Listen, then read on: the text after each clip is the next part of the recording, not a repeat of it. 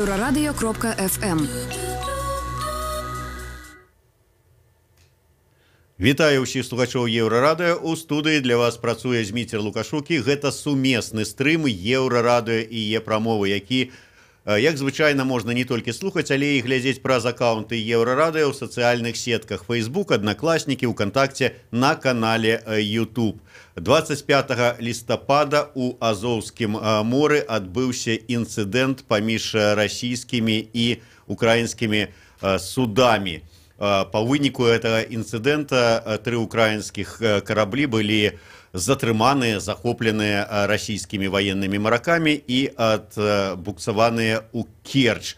У адказ Украина плануе увести военное становішча. Про тое, што адбывалася насамрэч у Азоўскім моры і чым военное становішча можа скончыцца для беларусаў, якія, скажем, плануюць паехаць на навагоднія святы ў Львоў ці ў Кіеў, мы сёння пагаворым з кіраўніком аналітычнага праекту Беларусь Security Blog Андрэем Паротнікавым. Добрый дзень, спадар Андрэй. Андрэй, ці разабраліся вы увогуле, што там адбылося в Азоўскім моры? Таму што я читаю с аднаго боку заявы Москвы, якія сцвярджаюць, што украінскія караблі парушылі межы тэрытарыяльных вод России. Читаю украінскія СМІ, яны сцвярджаюць, што ўсё было законна, што яны накіравалі пэўныя не звароты, а папярэджанне, што яны будуць ісці з Марыуполя дакладней з Адзесы ў Марыуполь і гэтак далей. Што ж ўсё ж таки адбылося? Ну, калі казаць дакладна, то адбыўся казус Беллі, то бок, скажем так, падстава для пачатку фактычна адкрытай міждзяржаўнай вайны, таму што зараз інфармацыя розніцца, але украінскія караблі былі заатакаваны і захоплены альбо ў 12-мільнай зоне водаў, якія згодна з міжнародным правам з'яўляюцца тэрытарыяльнымі водамі Украіны. Я хочу нагадаць, што ні адна краіна не прызнала анексію Крыма, акрамя, здаецца, Венесуэлы. Альбо ўвогуле нават у нейтральных водах. То бок фактычна гэта быў збройны напад на вайсковыя караблі Украіны. Але калі казаць больш шырака, то тут хутчэй пытанне не вайсковае, а палітычнае, таму што не хочацца казаць слова правакацыя, але яно папахвае, то бок правакацыя з чыяго боку? Кіеў фактычна паймаў Маскву на жыўца, калі ўжо так казаць. Бо абсалютна зразумела было, што тыя кацеры, якія артылерыйскія кацеры браніраваныя, якія былі накіраваны ў Азоўскае море, маюць вельмі абмежаваную баявую каштоўнасць, і яны ў сутыкненні з расійскай групоўкай, якая зараз сканцэнтравана на Азове, яны адзінае, што змогуць зрабіць, гэта гераічна загінуць. То бок ніякага вайсковага сэнсу ў іх прысутнасці не было. І іхняя прысутнасць ніякай пагрозы для расійскай групоўкі там не несла, і адпаведна і ў Расіі не было ніякай рацыянальнай нагоды, каб не пускаць гэтыя караблі. Другі момант гэта тое, што гэта ж не первыя захады Украіны па перакідванню караблёў, аналагічныя кацеры былі перакінутыя, але сухапутным шляхам. Яны невялікія, яны могуць быць перацягнутыя проста вялікімі цягачамі, што адбывалася. То бок гэтым разам таксама можна было паступіць так, але было прынята рашэнне весці менавіта вадой гэтыя кацеры. Было зразумела, што хутчэй за ўсё Расія іх не прапусціць. І, у прынцыпе, Украіна, магчыма, і страціла кацеры гэтыя, але яна атрымала значна больш у сярэдняй кароткатэрміновай перспектыве з кропкі гледжання палітычнай. Такім чынам, з самага пачатку заявы Москвы, што там іх тэрытарыяльныя воды і украінскія кацеры парушылі гэтыя тэрытарыяльныя воды, яны, калі браць у такім міжнародным сэнсе, яны не маюць падстаў увогуле для выказвання. Яны не беспадстаўныя, таму што не прызнаецца міжнароднай супольнасцю тэрыторыя Крыма, адпаведна прылеглыя воды ў якасці суверэннай расійскай тэрыторыі. Гэта тэрыторыя, на якую павінен распаўсюджвацца суверэнітэт Украіны. І Адпаведна, расійскія караблі там знаходзяцца незаконна, а ўкраінскія мелі права туды заходзіць з кропкі гледжання міжнароднага права і палітычнай пазіцыі.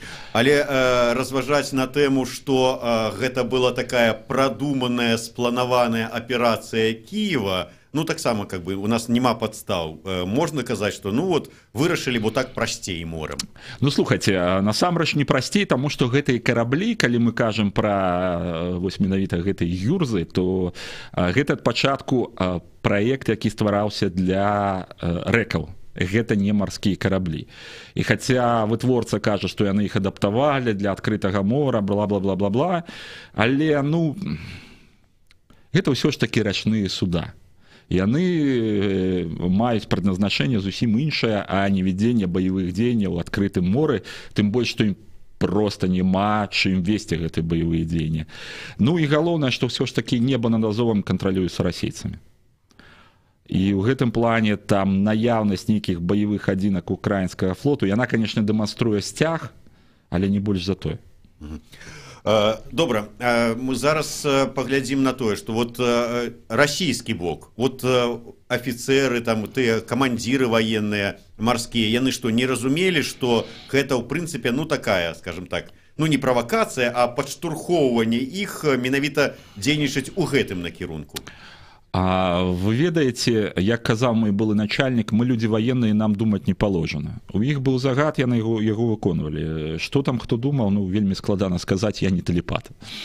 Але ці можна сцвярджаць, што загад на менавіта такія дзеянні прыйшоў з Масквы? Ці гэта на мясцовым узроўні? Не, на мясцовым узроўні проста ніхто не возьме на сабе такую адказнасць. Трэба разумець гэтую вайсковую сістэму бюракратычную.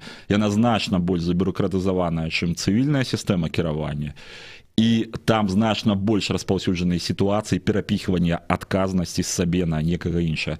Таму гэта адназначна толькі цэнтральнае кіраўніцтва. То бок гэта ўзровень як мінімум старшыні Федэральнай службы бяспекі, таму што ўсё ж такі захоплівалі памежнікі, а памежная служба, яна ў Расіі адносіцца да ФСБ.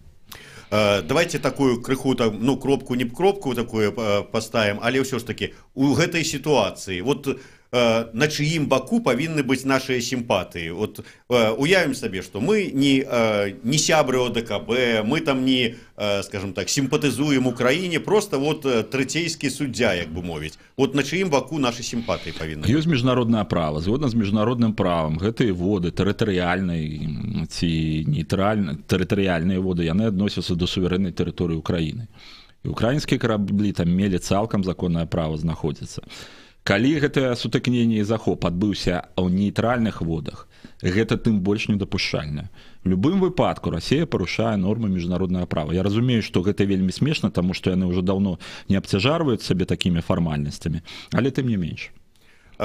Украінскія эксперты сцвярджаюць, што нягледзячы на страту гэтых трох судоў, Украіна, ну і вы зараз, в прынцыпе, пра гэта таксама сказалі, Украіна больш выйграла, чым прайграла. У чым канкрэтна гэты выйгрыш?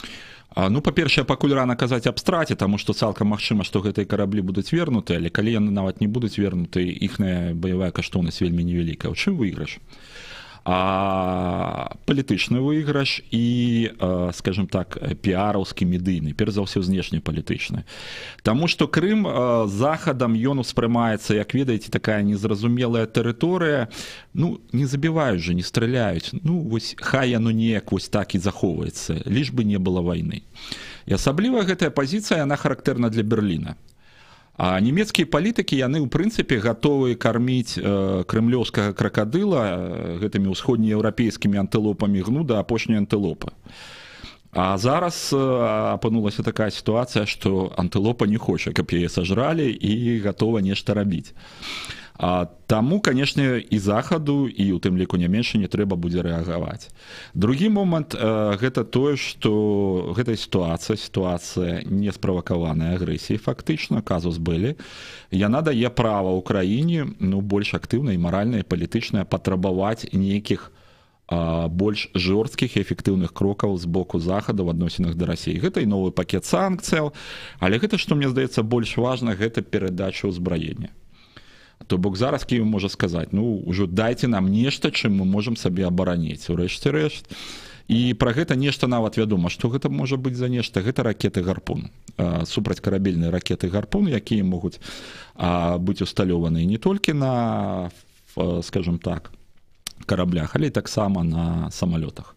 Это амерыканскія ракеты, хаця Украіна распрацоўвае ўласна, у іх ёсць праект супрацькарабельнай ракеты «Нептун», але пакуль гэта распрацоўкі, якія зоймуць яшчэ гады 2-3 па вельмі аптымістычных прыкідках, ну і плюс там працэдура наладжвання вытворчасці. А зараз украінцы могуць рубам паставіць пытанне, каб ім пачалі перадаваць сапраўды эфектыўную зброю, якая можа ўплываць, ну, як мінімум на тактычнае становішча ў рэгіёне, таму што ракеты «Гарпун» маюць дасяжнасць 280 кіламетраў. Гэта вельмі сур'ёзна. А што перашкаджала да гэтага часу перадаваць, ну, тыя ж самыя вось ракеты «Гарпун»? Наколькі, я ведаю, ўжо ж перадавалася пэўная зброя украінскай арміі? Ну, па-першае, не было такіх адкрытых сутыкненняў на моры. То бок все прывыклі, што ідзе сухапутная вайна, але марскія нейкія аперацыі, яны, скажем так, скончыліся захопам украінскіх судоў, якія знаходзіліся ў крымскіх гаванях у 2014 годзе. А зараз фактычна гэта баявое сутыкненне. Выкарыстоўвалася зброя. І гэта зусім мяняе і медыйную, і палітычную, і псіхалагічную сітуацыю, перш за ўсё, ў Вашынгтоне. Таму што, ну, Трамп мае такі імідж жорсткага хлопца, і які павінен рэагаваць таксама жорстка. Што можа ўвогуле тады змяніцца ў рэгіёне, калі гэтыя ракеты будуць перададзеныя? Ўсё ж такі пры ўсім жаданні, але выкарыстоўваць іх супраць расійскіх караблёў, расійскага флоту дастаткова рызыкоўнае такое, як бы дражніць мядзведзя. Ну, чаму рызыкоўнае? Не рызыкоўнае. Гэта пытанне насамрэч, ці гатовы вы, ці ўпэўнены вы ў сваіх магчымасцях утрымаць канфлікт у нейкім геаграфічна ізаляваным раёне. То бок мы можам згадаць, напрыклад, фальклендскі канфлікт, дзе спачатку Аргентына захапіла фальклендскі, яны ж самыя мальвінскія выспы, а потым брытанцы вызвалялі іх. Так вось, наколькі я памятаю, хаця аргентынскі флот дзейнічаў са сваіх базаў на кантынентальнай частцы, брытанцы не наносілі ўдары па гэтых базах, не вайскова-марскіх, не вайскова-паветраных базах, то бок аргентынцы іх выкарыстоўвалі. Таму, калі канфлікт будзе ізаляваны толькі акваторыі Азоўскага мора, то насамрэч бакі могуць пайсці на абвастрэнне. Ну і пакуль першая частка нашай размовы падыходзіць да заканчэння, такое абагульняючае пытанне. Вы сказалі, што Захад будзе зараз гэтае пытанне ўзнімаць, абмяркоўваць, але ці вось гэтая рэакцыя Захаду не абмяжуецца выказваннем занепакоенасці, заклапочанасці і гэтак далей? Ну, Берлін, Парыж і Рым спадзяюцца зноў-такі аддзелацца толькі, вось, скажем так, сваёй глыбокай заклапочанасцю, але сітуацыя мяняецца ў тым плане, што то, што адбылося сёння ці учора ўвечары, вось гэты захоп, ён можа стаць прэцэдэнтам, таму што ёсць сітуацыя з паўднёва-кітайскім морам, з гэтымі выспамі Спратлі, які, ну, Кітай захоплівае, Кітай лічыць, што ён не захоплівае, ён мае гістарычнае права, але сэнс тым, што з некаторага часу кітайскія дыпламаты сталі спасылацца у гэтым крызісе на сітуацыю з Крымам. Вы же праглынулі тое, што Расія захапіла Крым. Ну так глытайце і тое, што мы захопліваем Спратлі. Дзякуй вялікі. Мы перарвемся на невялічкую паузу. Гэта сумесны стрым Еўрарадыё і Е-прамовы. Андрэй Паротнікаў, Зміцер Лукашук. У другой частцы пагаворым пра наступствы ваеннага становішча, якое можа быць уведзенае ва ўкраіне.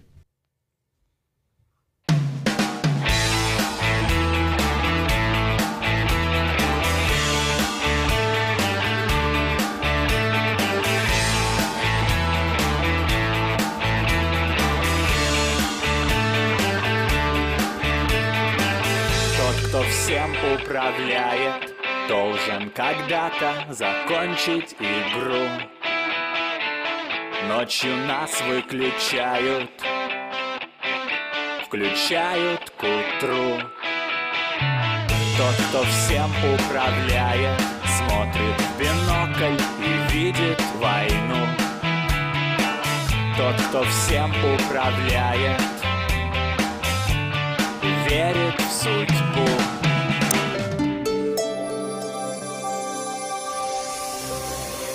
Єврорадіо. Новини – наша справа. Вітаю, каротка пра асноўныя падзеі. Учора ўвечары расійскія вайсковыя караблі атакавалі ўкраінскія, у выніку чаго 6 украінскіх маракоў былі параненыя, 2 цяжка. Усяго Расія захапіла 23 украінскіх ваеннапалонных.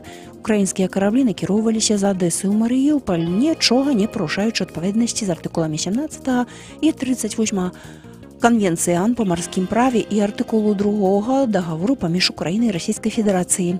А сёння Петро Порошенко пагадзіўся з увядзеннем военного становішча, якое, што праўда, мусіць яшчэ ухваліць Верховная Рада на сваім сённяшнім паседжанні. Воєнний стан вводиться винятково з метою посилення оборони України на фоні зростаючої агресивності і акту неприкритої агресії відповідно до міжнародного права з боку Російської Федерації. Воєнний стан не означає нашої відмови від політико-дипломатичного врегулювання звільнення української території. 6 моряків поранено, наші моряки позбавлені можливості виходу в ефір, зв'язатися з своїм командуванням. Доля моряків станом на зараз невідома. Проста цяпер, пасля гэтага выпуску навінаў у нашым жывым эфіры на пытанне Еўрарадыё адносна гэтай сітуацыі адказвае кіраўнік аналітычнага праекта «Беларусь Security Block» Андрэй Паротнікаў. Заставайцеся з Еўрарадыё, задавайце вашыя пытанні. До 18 градусаў марозу чакаецца ў нашай краіне на гэтым тыдні. У апошнія лістападаўскія дні наша краіна ўваходзіць пад уплыў скандынаўскага антыцыклону, сфармаванага ў арктычным паветры. У аўторак надвор'е будзе вызначаць вобласць падвышанага ціску, уначы слабы туман, на дарогах галалёд, 3,9 градусаў марозу пры праясненнях да мінус 12.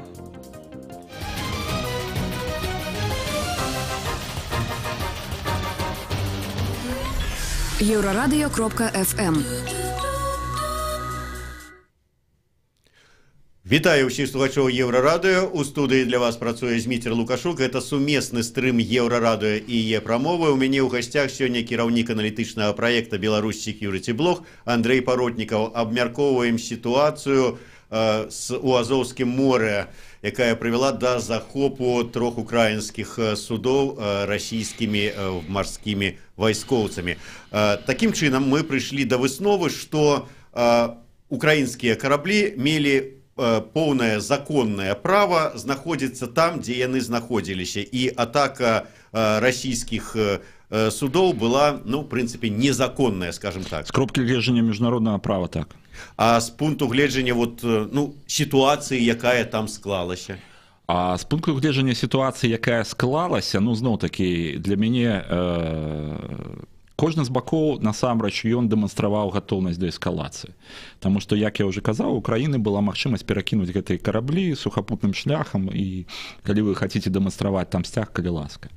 З іншага боку, гэтыя караблі не уяўлялі ніякай небяспекі, яны ніяк не змянялі баланс сілаў, які зараз там абсалютна на карысць Расіі ў Азове, і іх можна было прапусціць там спокойно, без ніякіх наступстваў. Але відавочна, што украінцы згулялі на неадэкватнасці Крамля, на неадэкватнасці Масквы, і, ў прынцыпе, у іх гэта гульня атрымалася. Для Расіі гэта будзе мець вельмі сур'ёзныя палітычныя наступствы, таму што, ну, ведаеце, неяк пра канфлікт пачалі забываць, то бок пра Донбас кажуць, а вось пра менавіта Крым пачалі забываць. Вось нагадалі, што Крым гэта не проста нейкая анексаваная тэрыторыя, гэта патэнцыйная зона, ну, збройнага канфлікту. Таму што калі мы кажам па ўсёй гісторыі вось дэ-факта расійска-украінскай вайны, то ўпершыню адкрыта расійскія вайсковаслужбоўцы стралялі ва ўкраінскіх. Ты ведаеш, вот сітуацыя, калі карабль адзін, які быў пратаранены расійскім суднам, ён жа фактычна выканаў загад расійскіх ваенных, спыніўся, заглушыў рухавікі і, ну, факт стаяў на месцы. То есть пратаранілі яго спецыяльна. Ну, быў адпаведны загад, безумоўна, што быў адпаведны загад не проста не пускаць украінскія караблі ў Азов, быў загад захапіць іх. Менавіта там мы дзейнічалі так, як дзейнічалі.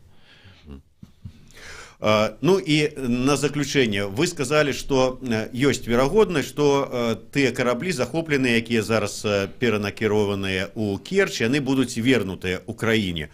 А сітуацыя з маракамі? Яны ж зараз фактычна ў плене знаходзяцца. Ну, фактычна так. Фактычна на іх павінна распаўсюджвацца канвенцыя аб ваеннапалонных з адпаведнымі адносінамі і так далей. Я думаю, што тут якраз такі таксама ніхто іх там не будзе ўжо кашмарыць, як кажуць. І, ну, ўсё ж такі зараз там не сярэднявечча, так? І будуць яны вернуты ў краіне таксама праз некаторы час. Ці адпаведны адказ увядзення ваеннага становішча, што прапанавала зрабіць Савет нацыянальнай бяспекі і абароны Украіны?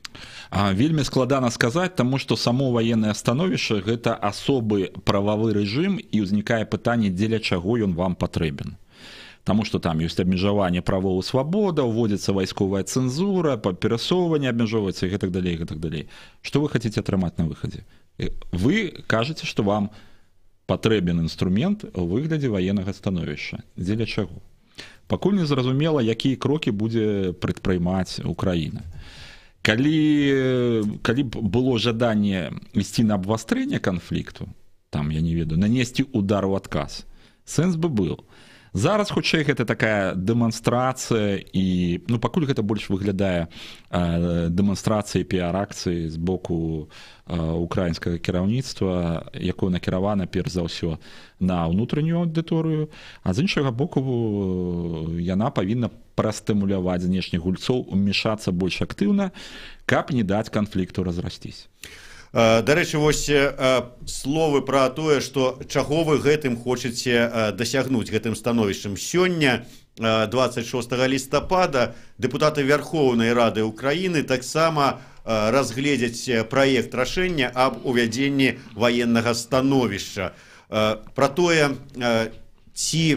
як настроеныя дэпутаты, ці гатовыя яны прагаласаваць за гэтае рашэнне, я запытаўся сёння раніцай у дэпутата Верхоўнай Рады Барыслава Бярэзы. Вось, калі ласка, паслухаем зараз яго адказ на маё пытанне.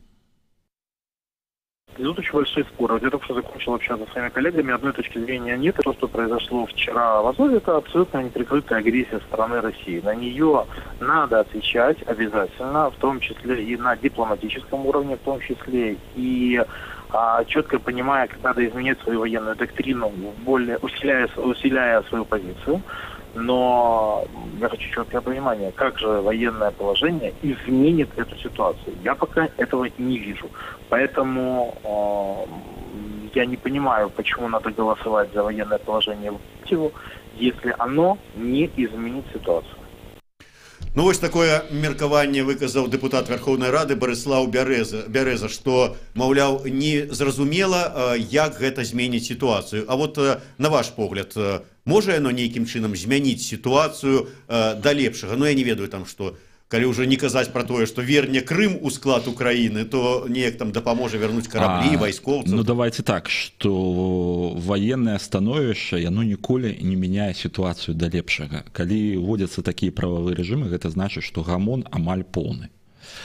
Таму я б сказаў так, што яно мае сэнс толькі ў тым выпадку, калі ты збіраешся ваяваць, альбо калі табе трэба вельмі хутка і вельмі жорсткімі метадамі стабілізаваць сітуацыю. На сённяшні дзень такой патрэбы стабілізаваць сітуацыю няма, то бок украінскія ўлады кантралююць тую тэрыторыю, на якую распаўсюджваецца, скажем так, фактычна суверэнітэт Украіны. Зноў-такі не бачна, каб яны збіраліся ваяваць. Таму хутчэй гэта зноў-такі гэта піараўскі крок, які накіраваны на ўнутрыпалітычную аўдыторыю, на ўнутраннюю аўдыторыю, і на знешнюю, каб ўсё ж такі было некае ўмешательніцтва з боку гэтых званых заходніх саюзнікаў Украіны. Ну так, прэзідэнт Украіны Пётр Парашенко, падтрымліваючы гэтую прапанову Савета нацыянальнай бяспекі і абароны, сказаў, што увядзенне гэтага ваеннага палажэння не азначае, што мы збіраемся ваяваць нават вот на Донбасе, скажем так, неяк адбіваць акупаваныя тэрыторыі. І тады сапраўды ўзнікае пытанне, навошта гэта рабіць. Але наколькі я ведаю, набліжаюцца выбары прэзідэнцкія ва ўкраіне, а любое военное палажэнне гэта абмежаванне правоў і свабод грамадзян. Можа быць, неяк звязана гэта ці не? Ну, тэарэтычна яно магло бы быць звязана, але тэрмін, на які прапаноўваецца ввесці ваеннае становішча, гэта 60 дзён. А выбары, калі я не памыляюся, у іх прэзідэнцкія адбудуцца ў траўні, а па восені парламенцкі. Таму, ну, тут, скажем так, тут хутчэй, ведаеце, калі мы кажам пра нейкі як частку, гэта безумоўна, гэта прапанова, гэта безумоўна частка перадвыбарчай такой кампаніі Петра Парашэнкі. Але з іншага боку, тады трэба будзе неяк выказвацца і астатнім кандыдатам прэзідэнты, і у тым ліку ягонаму галоўнаму апаненту Юліі Цімашэнкі, якая лічыцца, скажем так, старой сяброўкай Владзіміра Пуціна. То бок ёй таксама трэба будзе больш жорсткую рыторыку выкарыстоўваць і быць свяцей папы рымскага, то быць большай мілітарысткай за Парашэнку, каб проста, ну, яе не абвінавацілі ў здрадзе і ў гульне на карысць Крамля. Ну так, тым не менш, калі будуць уведзеныя гэтае ваеннае становішча, нават на 60 дзён, гэта азначае, што на 60 дзён абмяжоўваюцца не толькі правы грамадзян Украіны, але і замежнікаў, а таксама і грамадзян, асоб без грамадзянства, скажем так. І калі вот мы б з вами сабраліся сем'ямі і надумалі ў гэты час, калі на які будзе уведзена ваеннае становішча, паехаць куды-нибудь адпачываць у Львоў, да прыкладу, то тут можа ўзнікнуць сітуацыя, якую нам таксама добра растлумачыў Барыслаў Бярэза. Калі ласка, паслухаем яго словы на гэты конт. Смотрите, я вам процитирую. Устанавливается особый режим въезда и выезда, ограничивается свобода передвижения граждан, иностранцев, лиц без гражданства, а также движение транспортных средств. То есть особый режим – это ограничение. Может быть любой вариант в зависимости от того, какой режим будет на том пропускном пункте, куда вы едете. Он прописывается, он предупреждается, прописывается, он не закрытый будет, но вы будете знать, то есть какие шансы у вас на пересечение границы. Ограничение на въезд и выезд будет 100%. Меркаванне, абмежаванне на ўезд і выезд. Такім чынам, вот, Андрей, ну я разумею, што, можа быць, нажывую не сутыкаліся з ваенным становішчам, там, ні вы, ні я, але вот ваше меркаванне на турыстаў, на замежнікаў, як звычайна вот адбіваецца такое вот ваеннае становішча? Ну, якраз такі я сутыкаўся з ваенным становішчам у Польшы 80-х годах пры Ярузельскім, дзе я пражыў 5 гадоў пры гэтым ваенным становішчы. А пакуль што незразумела, ў прынцыпе, разумееце, там закон, ён прадугледжвае цэлы набор розных мераў. Далёка не ўсе з іх будуць задзейнічаны. А другі момант гэта тое, што такія асобныя праўныя рэжымы, яны распаўсюджваюцца, не заўсёды распаўсюджваюцца на ўсю тэрыторыю краіны. То бок гэта можа быць толькі нейкая частка, напрыклад, там Данецкая і Луганскія рэгіёны. Таму пакуль зарана казаць, але хутчэй за ўсё, ну, ведаеце, ніхто не будзе страляць сабе ў нагу. І не толькі беларускія турысты, але, я думаю, нават расійскія турысты змогуць на Новы год спакойна наведваць і Кіеў, і Львоў, і іншыя гарады, ну, акрамя хутчэй за ўсё вось гэтай зоны аперацыі аб'яднаных сілаў, то бок той зоны фактычна, якая і так дэ-факта знаходзіцца на ваенным становішчы. Такім чынам, вот, хоць Барыслаў Бярэза папярэджвае, што могуць быць складанасці для турыстаў на ўезд-выезд, вы сцвярджаеце, што хутчэй за ўсё, нават калі і будзе ўведзена это ваеннае становішча, то на турыстах гэта наўрад ці адаб'ецца. Абсалютна слушна, таму што зараз няма нейкай такой практычнай патрэбы ў такіх прававых рэжымах, у гэтых абмежаваннях. Гэта зноў-такі збольшая піараўская акцыя, дэманстратыўная акцыя і акцыя скіравана дзеля таго, каб неяк стымуляваць знешніх партнераў украінскай дзяржавы, а не дзеля таго, каб насамрэч там абмяжоўваць правы, езд, выезд, усталёўваць больш жорсткі кантроль і так далей. Можа быць, я прапусціў, но беларуская рэакцыя на падзеі ў Азове была, і якой яна ўвогуле мусіць быць, калі мы з аднаго боку, ну, сітуатыўны, як мы это кажам, как бы партнёр ці, скажем, падтрымліваем сітуатыўны нейтралітэт у дачыненні да Ўкраіны, з другого боку мы сябра ОДКБ.